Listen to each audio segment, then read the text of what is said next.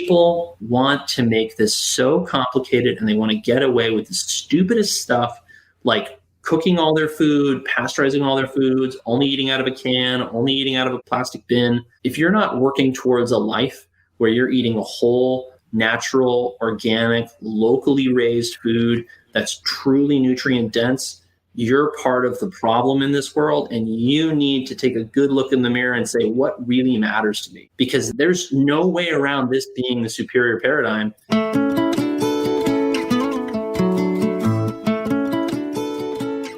From the Weston A. Price Foundation, welcome to the Wise Traditions podcast for wise traditions in food, farming, and the healing arts.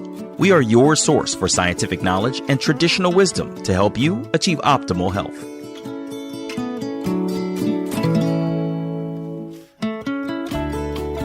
Hey, Hilda here. A number of foods on the supermarket shelves are fortified with iron. We might not think this is a bad idea at first blush, until we understand that most of the population is not iron deficient, but rather overloaded with iron. This is episode 384, and our guest today is Dr. Leland Stillman. Leland earned his medical degree from the University of Virginia, and he now practices natural and holistic medicine in Florida. He took time to discuss with us the ins and outs of iron. Virtually every disease of aging is linked to excess iron accumulation. Depression, anxiety, dementia, skin problems, liver failure.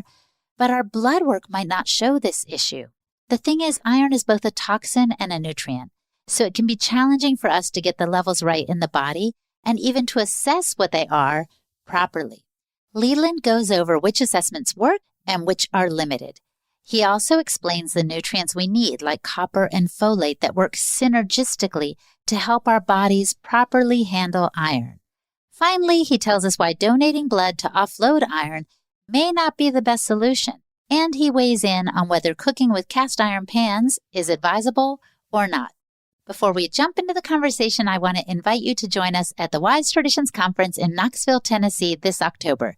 Our guest today, Leland, will be there in addition to a number of amazing speakers, including, of course, Sally Fallon-Morell, the president of the foundation, Dr. Tom Cowan, Dr. Natasha Campbell-McBride, and many, many other folks. I cannot wait to be there myself. Please join us. Go to wisetraditions.org and register today.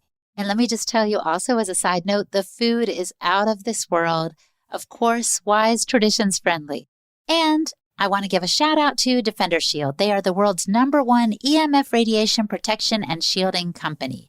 And they just came out with an innovative line of digital wellness supplements called Lightbody to complement their line of EMF shielding products. You know, we had Daniel DeBon on an episode recently, number 379, talking about how we can protect ourselves from radiation. And one way to do it is from the inside out, with targeted research-backed micronutrients that come in the Lightbody supplements. They combat environmental toxins that our cells get exposed to daily. Find out more at defendershield.com, and when you place an order, use the code WISE10 for 10% off. That's defendershield.com and the code WISE10.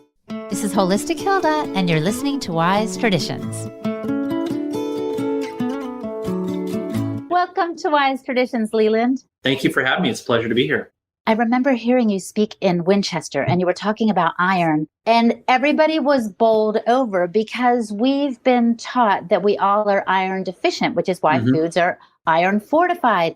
Is that not the case, that we're iron deficient? Help us understand what's going on here. Yeah, so iron is both a toxin and a nutrient. What people need to realize about iron is that it accumulates in the body. When you actually start to look at what people are really eating, you start to learn that people actually have a huge amount of iron coming in their diet, even if they're vegan or vegetarian. What ends up happening and what people don't realize is that certain nutrients are necessary in order to turn iron into hemoglobin, and also to get it out of cells and into the bloodstream and then to the bone marrow where it gets made into red blood cells. This creates the appearance on blood work, which is all doctors are used to ordering, of an iron deficiency anemia. And because doctors are taught so little about nutrition, that's what it's considered to be like conventionally. And frankly, I see a lot of people in the integrative and natural medicine world who don't know anything about iron handling and how it really works, putting iron in various supplements. And it's a huge problem that's really underreported in the natural integrative functional medicine space. I got this right. It means that our blood work doesn't really indicate whether or not we have too much iron in our bodies. Yes, this is the difference between total body iron on the one hand and your blood levels of iron. And when I explain this to patients, because this always comes up, they'll ask me, well, if I don't have enough iron in my blood, doesn't that mean I should take more iron into my body? And I said, well, wait a minute. Let's say that you're a billionaire and you happen to overdraft your checking account. This doesn't mean that you're broke. And the same thing is true of your body. Just because you've overdrafted your iron checking account in your blood doesn't mean that you don't have any iron in your body. What the body needs in order to handle iron properly are some combination of copper, vitamin A, B6, folate, B12. A bevy of other nutrients support it, but those are the main ones that are truly necessary for iron handling and for iron to be in its proper time and place. And it has to be in its proper time and place because when it gets out of control, it creates enormous disease. And it can really lead to, I was just on the phone the other day with a young lady who's got iron overload due to a genetic condition, which many people don't realize this, but something like 5 to 10% of the Caucasian populace of North America has this mutation.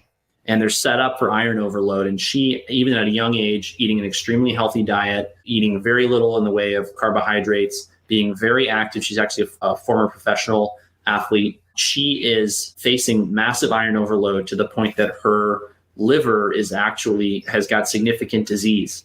It's technically called non-alcoholic fatty liver disease. She has to go donate blood in order to get all of that iron off. And this is something that a lot of docs are not aware of. A lot of patients end up unaware of. And it really is something that's in the blind spot, frankly, therefore, of practitioners and patients. And it's so preventable. And that's why I wrote about it in my book, Dying to Be Free.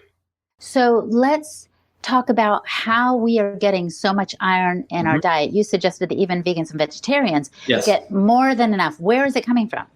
Literally everything. People don't realize iron is, I think it's maybe the most abundant element in the Earth's core, or maybe the third most abundant element. It's incredibly abundant. It's everywhere. And this idea that we don't have enough iron or we're not absorbing it or whatever is really driven by the fact that the body just can't handle what we're bringing in because of micronutrient deficiencies.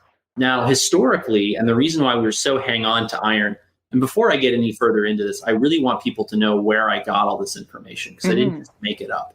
If you go back and you read papers from the 19-teens, the 1920s, the 1930s, some of the first Nobel Prizes in medicine and physiology were given for research on anemias, and specifically B12 and iron deficiency anemias.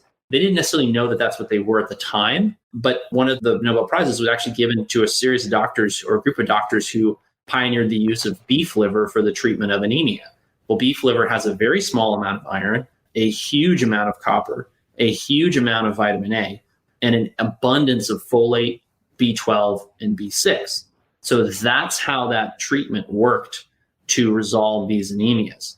Fast forward 20, 30, 40 years, doctors get obsessed with drugs and completely lose interest in nutrition. And this information gets lost and washed out of the medical school curricula. It was preserved by some experts in iron handling and hematology, but not well disseminated. The books I read on this that blew my mind were Dumping Iron by P.D. Mangan. That's Paul Dennis Mangan, for the full name. Iron, the Most Toxic Element by a guy named Jim Moon. That's J-Y-M. And then the current health and wellness influencer, let's just say, who really dialed me into this and taught me a lot about it is Morley Robbins. I knew you were going to say that. Yeah, who I think is going to be with us in Knoxville in October, and is a very obstreperous former hospital administrator who had the audacity to think that he could figure out what lots and lots of doctors haven't. And he's light years ahead of most integrative and natural and practitioners in his understanding of copper. I think he's too crazy about copper. He and I don't agree on everything, but I still like Morley quite a lot. And I have to give him a shout out because I wouldn't have taken this as far as I have if it weren't for him. Wow. So are you saying that we get so much iron from everything because it's all over the place in the soil? And so if we eat a carrot, it's in that carrot and so forth? Yeah, life literally struggles to control the amount of iron in the environment. Are there places perhaps somewhere in the world that have truly iron deficient soils? Yes, I am not a geologist, so I don't know all about that. But I will tell you that as far as what we eat as modern people, we're getting a huge quantity of iron. You got to understand historically too, though, that this wasn't always the case, right? And iron really is a limiting element for us physiologically, but it's because we can lose it so quickly. So because iron is such a massive amount of our blood, you can lose huge quantities of iron very quickly. Like, to give you guys all some understanding of the numbers here, right? If you sever a major artery or cut a major artery, you can lose liters of blood in minutes. A woman in childbirth has 20% of her blood flow or so directed to her uterus. If she's giving birth and one of those arteries starts to bleed, it gets ruptured because that vasculature down there is very prone to that.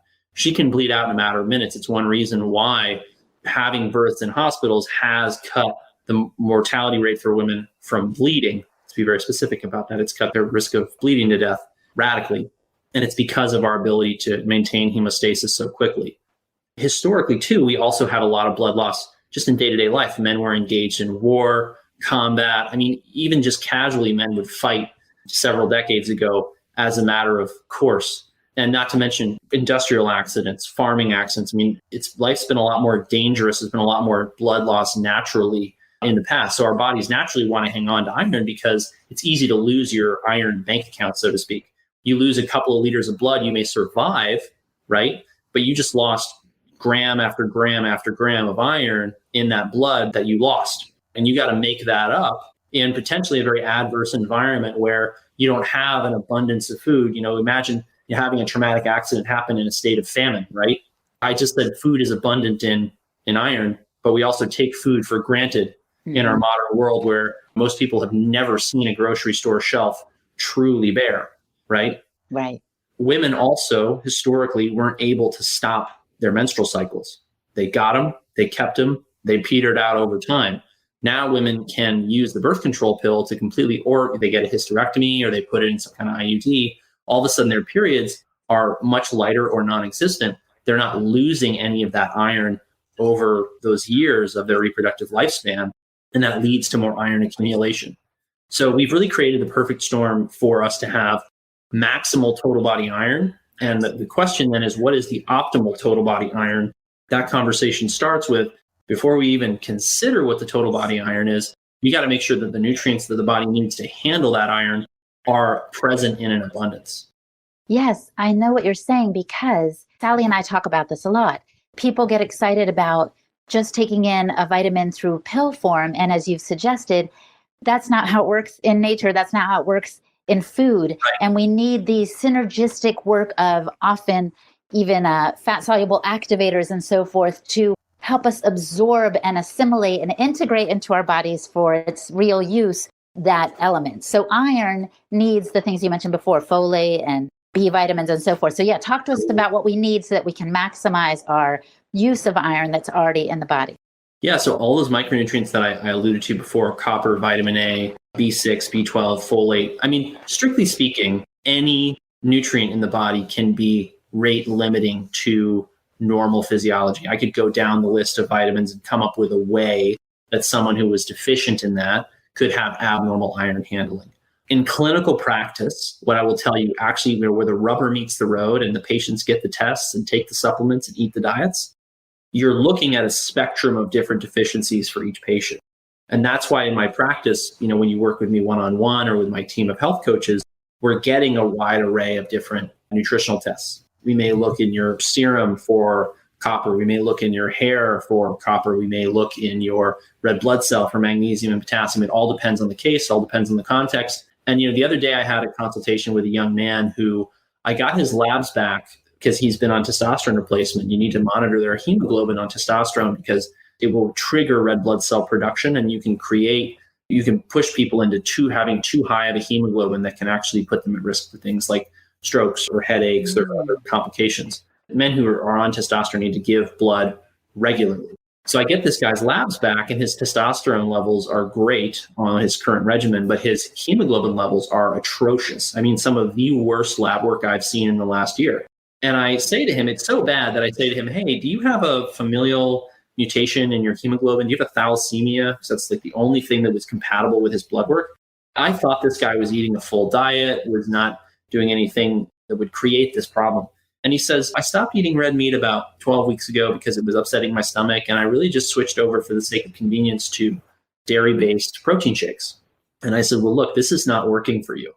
You need a whole food natural diet. You can't eat red meat. You need to eat some seafood for the folate and the copper and the selenium and all the other micronutrients in that. You need to eat some nuts and seeds for the vitamin E and the copper and the B6. You need to eat some whole plants to get the copper and the potassium and the magnesium. And I said, look, we could do an extensive nutritional panel. I'm going to tell you right now, I would recommend that. It's going to take more time between you and I. It's going to require an additional investment in your case of both my time, and obviously you're paying for my time. But at the end of the day, if you eat a whole food diet, all of this should go away and we'll just recheck your complete blood count and see where it goes. And he decided he wanted to do that. And I have no doubt it's going to look a lot better. I also gave him some supplements that, look, you should take some beef liver, you should take some B6. That's copper and B6 are probably the big problem given what you're eating and how your red blood cells appear. But that's the kind of thing that people will do. I remember years ago when some well-intentioned but misguided person, I'm tempted to say moron, but I won't, he decided he wanted to make something called like Soylent. And he was like, oh, I'm just going to add all the micronutrients and macronutrients that I need to this like drink or whatever. And I just remember thinking, this is going to end badly. Maybe not for him, but for somebody else. Because there's no way. And I love talking to you, and I love the Wise Traditions podcast and the Weston A. Price Foundation. And I did a book club on my Substack blog. It was the first book club I did was on Pottinger's Cats, or one of the first, probably the second. And the reason I did it was because in Pottinger's Cats, they very clearly go through situations in which just cooking a food changes its nutritional content in a way that creates disease in these animals.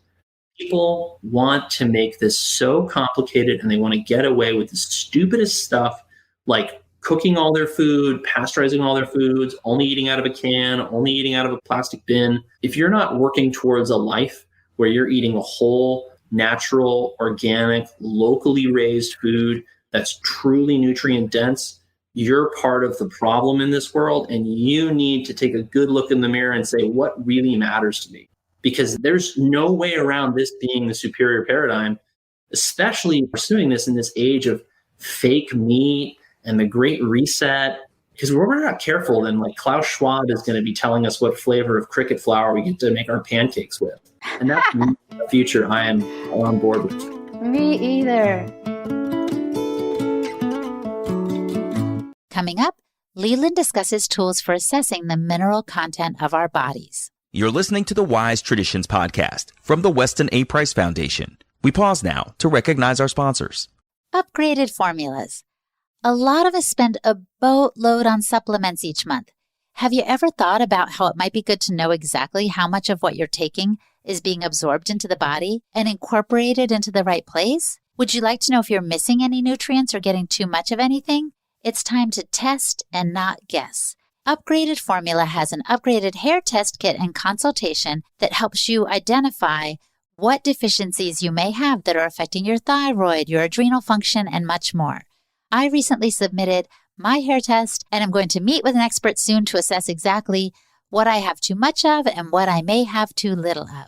So go to upgradedformulas.com and save 20% on your first purchase with the code WISE at checkout. That's upgradedformulas.com and the code WISE. Test, don't guess with Upgraded Formulas. And have you heard about Optimal Carnivore's new Brain Nourish product? It's designed to improve focus, mood, memory, and provide better clarity and creativity. It's a unique, groundbreaking formula that combines grass-fed beef brain and lion's mane mushrooms. It's the ultimate whole food, nootropic to build a better brain. And studies have shown that both ingredients are remarkable at improving cognition and brain health, both in the short and long term. You know, the mission at Optimal Carnivore is to make it easy for people to consume the most nutrient-dense foods on the planet. And they are batting 1,000 on this approach. Plus, they plant one tree for every product sold. So go to amazon.com/optimalcarnivore and use the code Weston10 at checkout to receive 10% off all products. Definitely check out their grass-fed organ complex, their grass-fed liver, and their brain-nourished product. Again, that's Amazon.com/optimalcarnivore and the code WESTON10. This is Holistic Hilda, and you're listening to Wise Traditions. Now, Leland, I want to ask you, if we don't do a big panel, how can we assess ourselves, perhaps, the symptoms of toxic iron overload? Great question. So there is not a good test for this, by which I mean it is very difficult to assess total tissue and body levels of any mineral or nutrient. Because even if you look at the hair, what's going on in the hair reflects what's happened over the last several weeks. What does that mean for an organ like your liver that doesn't turn over every several weeks? The liver can regenerate. It's where most of the iron is stored. And I'm not going to run into a liver biopsy on everybody. That would be crazy, right? We don't have good therapeutic or diagnostic modalities to figure this out yet. I'm really excited to see where different types of MRI modalities go with this, because it will be possible. And I think this is very feasible. I think one day we'll be able to do an MRI or some other kind of imaging study on someone and see and know what their mineral balance is. And we may be able to do it with light, use a light, bounce it through the skin, the fat, the muscle, down to the bone, and see how the light comes back and know things like, we already basically do that with DEXA scans, but the DEXA scans tell you the density, they don't tell you the mineral content. So to answer your question, because I know what you're looking for practical stuff that people can do right now. The number one thing that they can do is actually take a dietary history of themselves. And the way that I do this with patients when you work with me is we get a week of your data in an app called Chronometer, which if you use the Whole Foods has something like 80 nutrients listed as far as the content. So it'll tell you the copper, the B6, the niacin, the manganese, the zinc. Almost every nutrient I could want. Iodine is one that they're missing that I wish they had, will come out in Chronometer data. And you can look at that and you can say, wow. And people find the most amazing things. They think, oh my gosh, I'm eating almost no potassium, or oh my gosh, I'm eating tons of copper, but not a lot of zinc. And it's really helped me dial in patients' diets and understand, or help them understand how they need to change their diet in order to have better health. And then what I do with my labs is I marry these two things together. I bring them together and I say, okay, your dietary potassium is, and this just happened last week, so it's a real example of a real person. Your dietary potassium is great, but your hair potassium is terrible. Why? This person was taking high dose vitamin D for years. Her vitamin D level was over 100. It's well known in the literature that vitamin D depletes potassium. I'm by no means a skeptic of the therapeutic value of vitamin D, but it's a tool. And if you tell me that this tool is right for every possible situation of home renovation, I will try to sell you a bridge in a lovely little village called Brooklyn, because that's nonsense. Anyway, that's the way I do it in my practice. And I have a wide variety of tests. We have very expensive and extensive panels that are hundreds of dollars, but then like my wellness panel that I do with patients, that's just $150. The list price for that would be, if you went to like one of these direct labs places or consumer labs, or direct to consumer labs is what I'm saying, their markup is hundreds of dollars. And I extend my patients a much better price that I get. And then they have the benefit of time with me to actually review it. But it's not as simple, Leland, as noticing that a person has, let's say, joint pain or weight gain or something like that. You can't really pinpoint if iron is the culprit, right? No. And that's the problem with iron, is that when you look in the literature, virtually every disease of aging is linked to excess iron accumulation in bad places. The people who develop full-blown iron overload, they develop mental health issues, depression, anxiety, frank psychosis, dementia, issues with their memory. They develop skin problems. They have a predisposition to get skin cancers. They go into liver failure. They go into heart failure. And they may develop a certain amount of disease in their lungs because of that. They develop diabetes. The men will have low testosterone levels. The women's sex steroid hormone levels will get deranged. They'll get overweight. The whole list of all the problems that people are selling wellness supplements and solutions for, a lot of it is iron overload. And that's why it's so important to work with a practitioner who understands iron handling, because I just get patients in who have seen lots of smart people and no one's been able to figure it out. And I tell them to go donate some blood, and all of a sudden they're feeling better than they've felt in years. Yeah, I was going to ask you that if we should just proactively give blood, and if so, how often? So I don't recommend that. And the reason is that if you don't know where you are, like take, for example, this guy I just told you all about. He didn't realize he was anemic. He's profoundly anemic. He has 2/3 as much blood as he should have. So if he hears on a wellness podcast, oh, iron's a problem, you all have too much iron, go out and donate blood, he's going to feel much worse. And women particularly don't realize how high their demand is for certain nutrients like folate, B12, because of their fertility, frankly. And so I'll find these deficiencies in women, and it explains why they're fatigued or why they have headaches or why they have any variety of symptoms.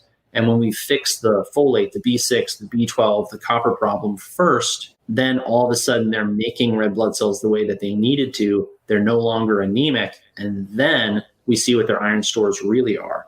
And then if they've got iron overload in the presence of normal red blood cells, and I mean normal in size, shape, and number, then absolutely you can do blood donation, right? But I've seen too many people feel terrible after blood donation empirically to recommend it empirically.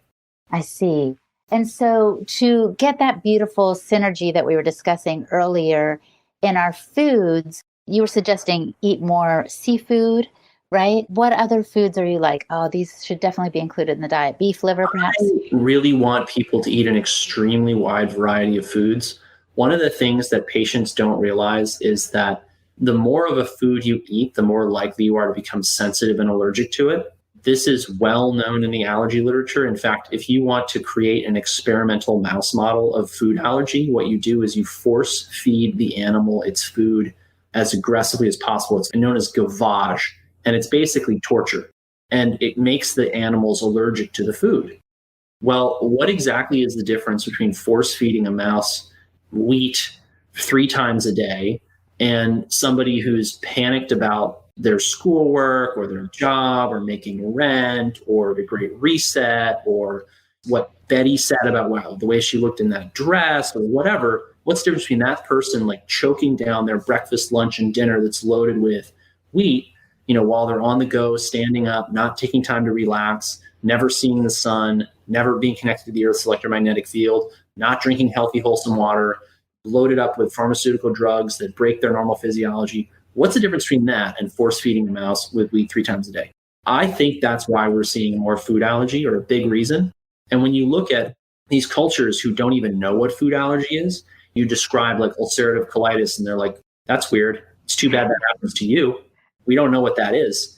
Like when you look at these cultures, what do they all do? They eat an incredibly wide variety of foods, and they don't restrict their diets usually at all. If catfish is available, they eat catfish. If nuts and seeds are available, they eat nuts and seeds. And they don't just do what we do, which is like, oh, I like walnuts. It's the only nut and seed I eat. I've seen people mess that up. I've had patients come in with high selenium levels, and I say, hey, your selenium levels are high. You eat a lot of Brazil nuts? And they say, you know what? Actually, there's 5 or 6 Brazil nuts at the bottom of every single acai berry bowl that I have every day for breakfast. And I've seen people taking in 200 micrograms a day of selenium, which is a pretty normal dose. I've seen it in prenatal vitamins. I've seen it in multivitamins. I've seen it obviously in standalone vitamins. I've seen a selenium level in the blood of 500 in a guy who took that level of selenium for years. And he was coming to me wondering why he had diarrhea and fatigue and irritability. And I'm like, look, you have a toxic level of selenium. You have selenium toxicity. Stop taking 200 micrograms a day of selenium. It's like you said, people hear influencers or find out, okay, acai is amazing for you, let's just say. Yeah. And so then it becomes their daily go-to meal, and they don't realize they're causing themselves damage. Well, I hate to say this, but I have colleagues who don't test blood levels of minerals, who put everyone on like 200 micrograms of selenium. I just had a colleague tell me, hey, I want this guy. I recommend this guy, this case that you have, take at least 100 milligrams of zinc a day. 100 milligrams of zinc is a whopping dose. Even if you eat a high red meat diet, you might not get to 20 milligrams of zinc a day. 100 milligrams of zinc is like 5 steaks. And if you can do that and be healthy and well, awesome. But I find it really suspicious that 2 or 3 years ago, the carnivore thing took off like a shot. The carnivore diet's very high in zinc and very low in copper if you don't eat liver. 2 or 3 years into the carnivore craze, all of a sudden, everyone is recommending liver. Could it be that recommending the carnivore diet created this massive amount of zinc excess and copper deficiency. And now all of a sudden, these influencers are figuring out, oh, I feel better when I eat beef liver. I don't even think they know this, but I'm quite confident that this is what's going on. They're normalizing the zinc copper ratio in their diets with liver, and they don't understand that they created that problem in the first place. And it's a big reason why people feel better on carnivore, I'm sure, out of the gate. They've ended up copper toxic, particularly women will get copper toxic because of the way their hormones affect mineral metabolism. And they'll have a blood copper of 150, 180, 200. Those are high numbers. If a woman comes in with levels like that, I expect her to have, and not always, because some women, it depends on what their hormones are doing and what birth control they're on and whatever. But I expect at that level for these women to have headaches, fatigue, nausea, vomiting, lack of appetite, potentially abdominal pain, IBS symptoms. All those things go along to me with copper toxicity. If you get that woman off of a high copper diet, which is nuts, seeds, grains, legumes, vegetables, fruits, onto a high zinc diet, that's a carnivore diet, with adequate protein, which many of them are not getting, no wonder they feel better. And, I just talked to Paul Saladino, the carnivore MD, recently, and he was suggesting that the carnivore diet is something of an elimination diet. And in other words, like you said, as people leave the other stuff, then they feel better. But he has even begun to incorporate, obviously, raw milk, honey, fruits, because he needs some of those things that they're being offered, some of those micronutrients we were discussing earlier. Yeah, right. I mean, I respect that my colleagues are doing something extreme and teaching us through their experience, but no population of humans on planet Earth has ever been truly carnivore that I'm aware of. Mm-hmm. They've eaten a lot of meat. It'll be a big staple in their diet, but you don't find tribes who are like, we don't eat fruit. That's bad for you. You don't see tribes being like, oh, we don't eat those beans over there. Those beans have got lectins. They'll kill you.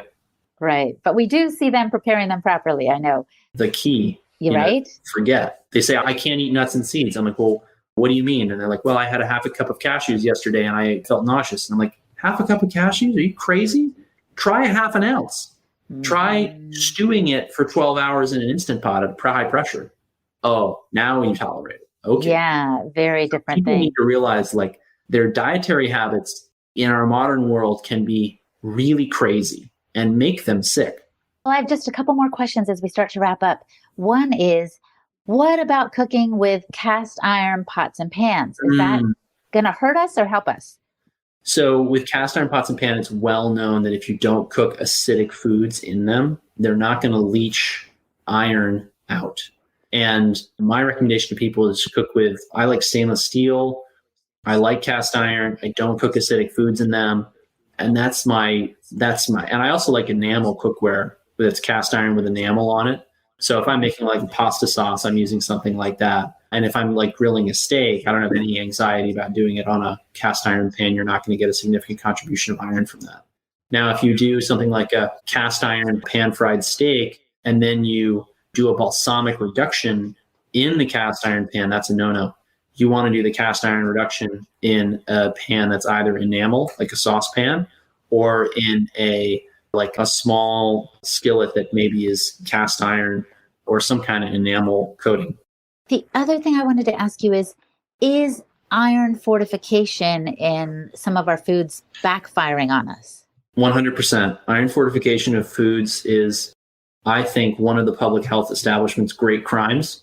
And that what they're doing is they're effectively treating people for a disease that not everybody has through the food supply. They had no idea what damage they were going to do. And to the people who have this predisposition to iron overload, they're actively hurting these people. And the stakes for iron deficiency, as far as people being fatigued, it's very easy to diagnose fatigue and iron deficiency. Like I would have patients come in with hemoglobins of 7, 8, some really critically low numbers. But you find the problem and you fix the problem. But if you have runaway iron overload, sometimes these people come into the hospital and they're dying and there's irreversible damage that's been done. It's easy to come back from anemia. We are absolutely set up to do so because anemia has been, because of acute blood loss, has been such a chronic endemic problem for humans. But iron overload has not. And so I think it's awful what they're doing with iron fortification of the food supply. It should stop. it should have been stopped a long time ago. Well, thank you for getting that word out. And it just makes me think whenever I see like this is added or that is added on a package of some food, I'm thinking, I'm not going to get that. I can just get it from the real food and probably be more likely to benefit my body. Right. Absolutely. I write about this in Dying to Be Free. I write about how public health experts have gotten one thing after another wrong as far as what to actually do, and how they're completely missing some of the simplest, most impactful things that could be done to keep the public healthy. And it's why I really am not surprised to find all these people like the World Economic Forum and other non-government organizations and even so-called elected officials advocating for things that I know are going to fail. I know are not good for people. I'm convinced they're just trying to control the populace and create nations of drones and zombies who don't really think or do for themselves and just blindly accept whatever they're told. Yes, a sick population is much easier to control.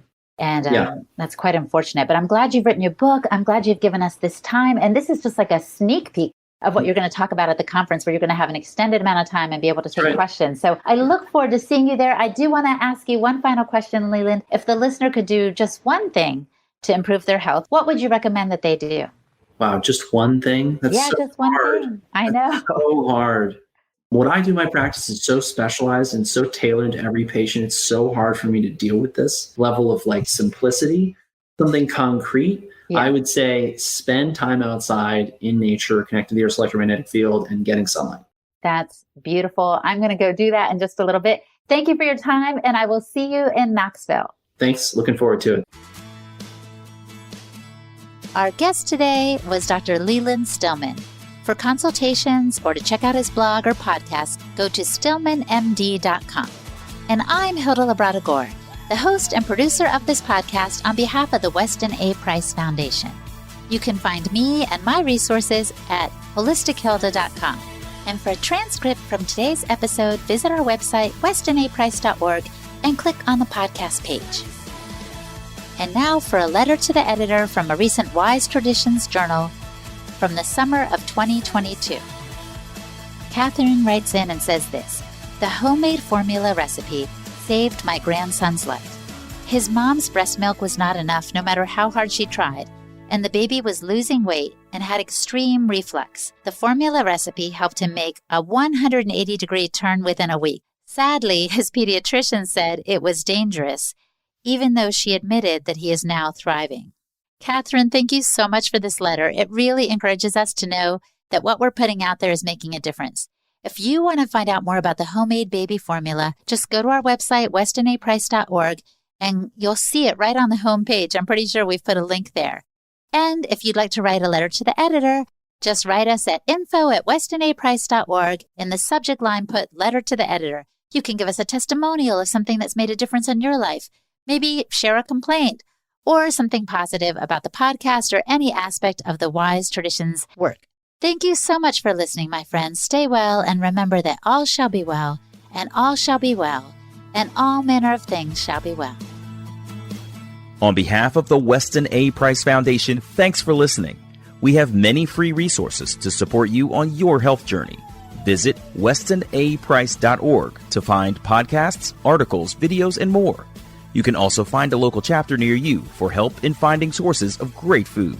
We invite you to support the Foundation's mission of education, research, and activism by becoming a member. Thanks again, and take care. Wise Traditions is a project of the Weston A. Price Foundation for wise traditions in food, farming, and the healing arts. The content on this podcast is provided for informational purposes only and is not intended to substitute for the advice provided by your doctor or other healthcare professional. It is not intended to be, nor does it constitute healthcare or medical advice.